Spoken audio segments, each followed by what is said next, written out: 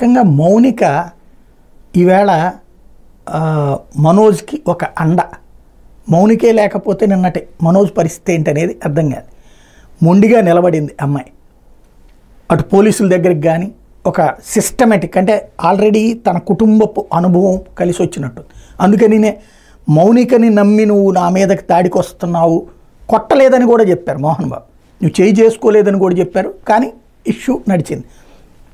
వాస్తవంగా మనోజ్కి సంబంధించి ఏముంది ఆస్తి? ఇప్పుడు ఇల్లు, స్థలము, పొలము, వ్యాపారము ఏముంది అతనికి? అంటే నథింగ్. ఇప్పుడు ఉన్నటువంటి ఆస్తులన్నీ లక్ష్మికి ఉంది, విష్ణువుకు ఉన్నాయి.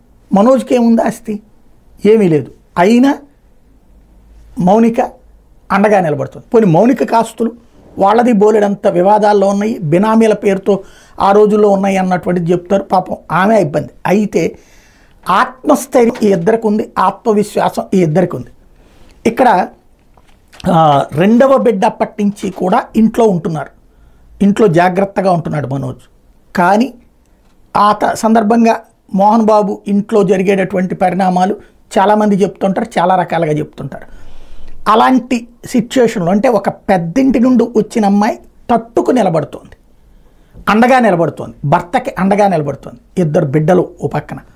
ఇప్పుడు వాళ్ళకి సంబంధించి తాజాగా జరుగుతున్నటువంటి పరిణామాల్లో మౌనికే ఒక రకంగా మనోజ్కి భరోసా. వాస్తవంగా ఆ మధ్యకాలంలో అతను మొదటి భార్యతో విడాకుల తర్వాతన మనిషి బాగా లావ్ అయిపోయి చాలా దారుణమైనటువంటి సిచ్యువేషన్కి వచ్చాడు. ఆ టైంలో కోవిడ్ టైంలో వీళ్ళిద్దరికీ స్నేహం అది కలిసి ఇతని జీవితంలో సపోర్ట్గా నిలబడ్డం మౌనిక. ఆ రోజు తర్వాత వివాహం చేసుకోవడం కానీ చివరికి జరిగినటువంటి పరిణామాలు స్పష్టం. ఓవరాల్గా చూసుకుంటే మనోజ్ తను అనుకున్నటువంటి తనకి ఈవేళ పూర్తిగా వెన్నుదన్నుగా ధైర్యంగా నిలబడుతున్నటువంటి మౌనిక అని చెప్పడంలో అతిశయోక్తి లేదు.